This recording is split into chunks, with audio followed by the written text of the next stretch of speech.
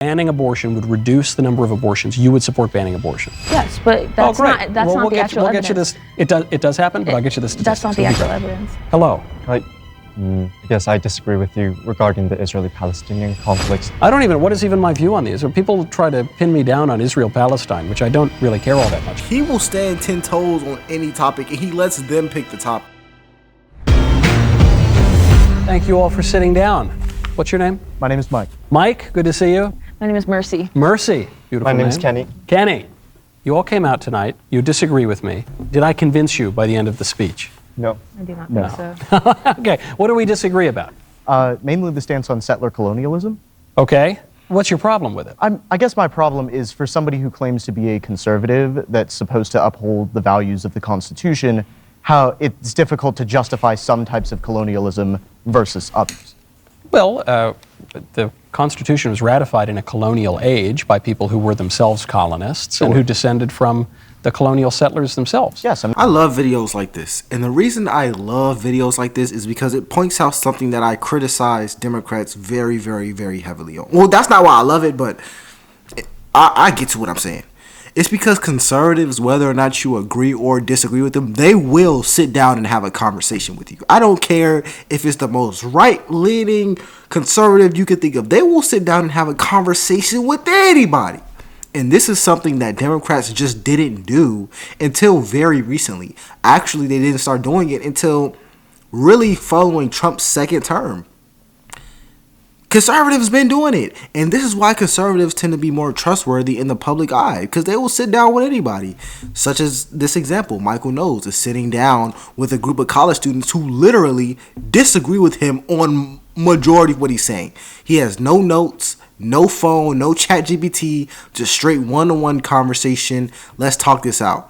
I respect it a lot. But let's continue. This is going to be a good video. He's debating college students. My name is LFR Jojo. Make sure you like and subscribe. Let's go. I'm not saying that's good. I just think that all colonialism is bad per se versus where you say some why? Because you just said, how could one be a conservative and support the Constitution? But as I just pointed out, the founding fathers and the framers of the Constitution had no problem with colonialism. They had just been colonists previously. So why? So it's one thing to say it's bad, but you couldn't say it's un-American or not conservative. Oh, I never said that. I never said it was un-American. I just say that it's contrary not to the Constitution. Exactly. It's contradictory to values, especially of like John Locke and life, liberty, and property. John Locke didn't write the Constitution. Oh, he didn't, but his ideas very greatly influenced it. You know, the life, liberty, and property directly led to life, liberty, and pursuit of happiness. In the Declaration of Independence. Yes, that's Which is correct. different from the Constitution. That's correct, but those ideas carried forward, especially in James Madison's framing of the Constitution. Sure. Yeah, I think Locke's influence is a little overstated, especially by liberals, deliberately.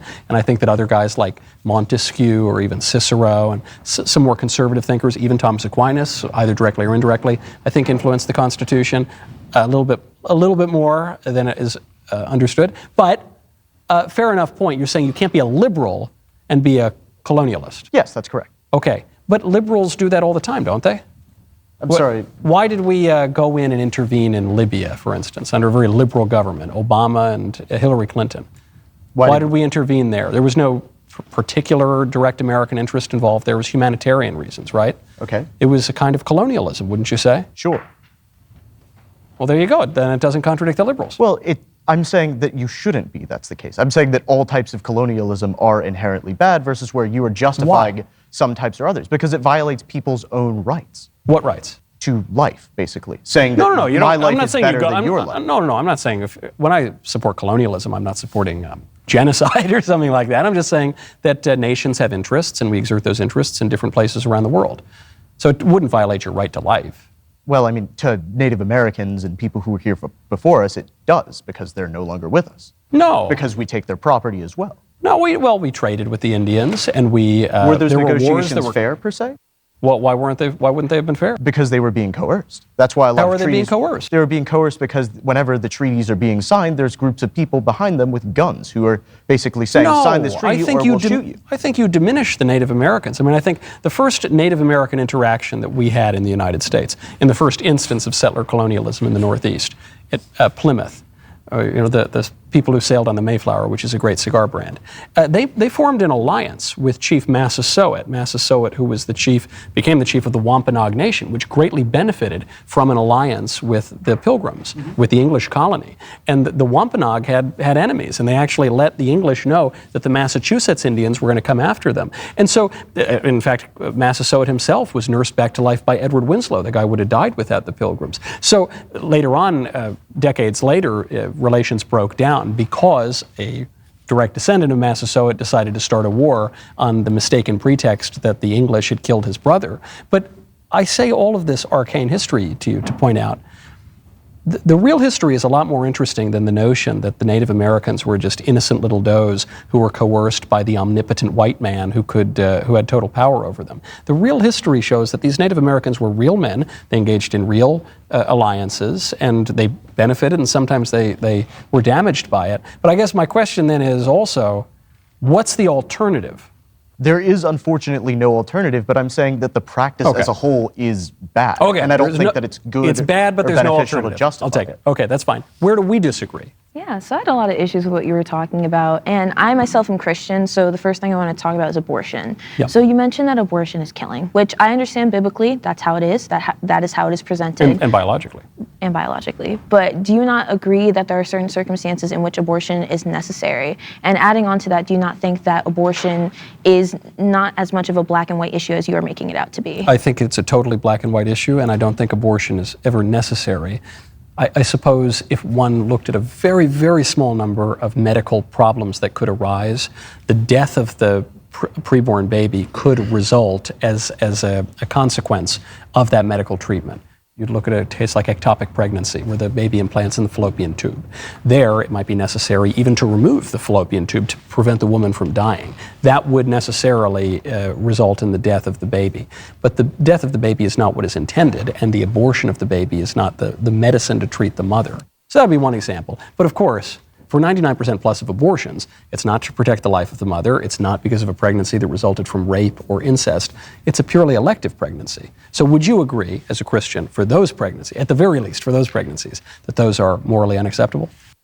I think morally is different from how we view things in the political sense. How so? Because I think that morally, yes, it is wrong to kill a fetus. However, if you're looking at the impact that that child will make on the future of anyone in the United States, or looking at how their life will progress, I don't think that we should be taking away the mother's right to decide whether or not they want their child to grow up in specific circumstances. Okay, here's the thing. Her argument itself kind of confuses me, because she started this sentence saying, as a Christian, and then he followed immediately and said that as a Christian, you should believe that he said as a Christian, you should believe that abortion is wrong. And he also said that biologically it's wrong because it is killing. And she immediately agreed with him when he said that. She didn't rebut that statement at all. But then now she's saying that abortion is right, even though she's a Christian. I'm a little confused. I'm really confused, because in my eyes, I would say, okay, if you're a Christian, you should just automatically believe abortion is wrong based off of your Christian views. But now you're saying it's right. I'm a little, stuck on where she's going with this. Maybe I'm a little slow though. Maybe I'm slow. But I'm just a little stuck on where she's going with this. Let's continue. Circumstances. Because when you're pointing out these statistics, you're saying that 99% of the cases are elective. But what is causing the mother to make these choices? Are they doing it because they want to go on a rampant killing spree of their child? No. Imagine you were in the circumstance where you were dirt poor, where you didn't have the financial ability to give your child a good life. I've been poor at points in my life. And so have I. So I appreciate the fact that you're bringing that up. But I think that when the mother makes that type of decision, instead of outwardly ruling that, abortion is wrong, we should allow the woman to make that choice. But you already ruled that abortion is wrong. You already said it's morally wrong, but I just don't want to enforce it politically. Exactly. So what? We're going to make laws without any recourse to morality? Is that the argument? Yeah, because we're not supposed. Okay, I understand that morals do play a big role in how we make laws. That's all of it. A civil law is just an instantiation of the perception of the moral law. So then, why would you divorce the two on this one particular issue? Well, I don't divorce the two of on this one infanticide? particular issue because there are other circumstances in which I believe we have to move away from the moral. I'm saying that not everything is as black and white as it is portrayed morally. And so when a woman decides to kill her child, it's not out of the perception that she just wants to murder her child. It's because she thinks that this is what's best. And also, if we're looking at the future of the United States in a way to actually decrease abortion rates, for the long haul, removing abortion right now is not going to stop that. It would. It wouldn't. Abortion rates would plummet. It When would abortion was increase- legalized, no, the rates shot through the roof. So let's talk about what happened when the United States banned alcohol. What happened to people who are drinking alcohol? What happened to domestic abuse rates? What happened to those? They skyrocketed. So the same thing When applies. people stopped drinking alcohol, domestic abuse For a little bit, and then dropped. it skyrocketed. Also, when abortion was made illegal in 1973, what happened to black market abortions? What happened? This is often raised by the pro-abortion side. They'll say, well, we're going to have black market abortions run by criminals, and a lot of women are going to die. Mm-hmm. Do you know how many women died from illegal abortions the year before Roe v. Wade was ratified? 39. Not 3,900, not 39, not 390. It was 39 women. You know how many women died from legal abortions that same year? 24. And when you factor in the number of states where abortion was legal and illegal, the rate was almost exactly the same. So the comparison to some black market kind of abortion, there's no analogy whatsoever. Well, that's not true whatsoever. So he's just pointing out the hypocrisy in her arguments, and he's doing it at a very, very, very high rate. One thing about Michael Knowles that people don't acknowledge is that he kind of reminds me of Professor. He kind of reminds me of Professor in the way that he's able to break down arguments. And she kind of went on to the point on the motivation on why people get abortions, and the motivation is because of poverty rates, and society needs to do a better job at removing poverty, and by them doing this, they'll remove abortions. And she brought up the example of liquor, and they tried to remove it, but so on and so forth. I disagree with that. I disagree with that completely. Well, not disagree. I do believe that poverty and abortion are related. I don't believe, though, that banning abortion will lead to more abortions. I think banning abortions will lead to less abortions, because the difference between drinking and an abortion is that abortions are medical procedures that are extremely complex to do, meaning you need an actual doctor to perform a healthy and safe abortion, whereas drinking, I mean, I'm sure people can make their own liquor if they have the right materials. Ferment some grapes or something. I don't know. So it's not really the same. It will be less abortions. There could be some societal factors that lead to more of them, but you need to be more focused on proving that. If you think that's the case, prove it. Have some legislation or point to some legislative ideas that we can pass as a society to remove these economic barriers that cause abortions. I'm not even giving my opinion on it. I'm just saying that just point to some legislation, but just say, oh, we should have them just because. That doesn't solve the fundamental issue. According to you, it doesn't even solve the fundamental issue. And you're a Christian, so why are you fighting so heavily for it? According to you, I think you should just be fighting towards improving the legislation behind, I guess, more socialism in America so that the economy is better so people get less of this. But you haven't even mentioned anything regarding that. But nonetheless, let's continue. Thing that's every single thing. So hold on. Just on that point, Okay. at the very least, before we move on. Okay. You said you've had the experience of being poor. We had money problems a little bit when I was growing up. However, at no point did I ever think that it would be better to be dead than poor. And at no point do I think here, with the argument that you're making, a woman would be justified in killing her kid because she doesn't have enough money, particularly in the richest country ever in the history of the world. Okay. I think you also have to take into consideration the women who are actually committing abortions. It's not the richest women in the world. It's not the women who are high class in the United States that are actually having these abortions. Some are. Because some of them Some are. actually are. but It's not- like wealthy white women. Some of them are, Sometimes, but yeah. they're not the majority. The You're people right. that A lot of 60% of black babies in New York are killed before they're born. because they realize that their children are not going to grow up in a system where they are supported. Now, morally, I can make the argument all day long that abortion is wrong, and I will make that argument that abortion is wrong morally. But I don't think But morals you want to can- actually try to reduce the number of abortions? I do. In the- I in will. the- in the okay, way well, that's no, most because effective? it's not the most effective way. Certainly is, The best without way question. the best way to decrease abortions, honestly, is to increase the amount of sexual education that we're giving to our children. Because once So we hold on. Okay, I get the safe argument. sex education, yes, I get the not argument. just like sex. In I get the general. argument. my last question on this, to try to understand your thinking here, because I'm very impressed that you would say, I think abortion is wrong and it's tantamount to murder and I want there to be fewer abortions and I want all this stuff.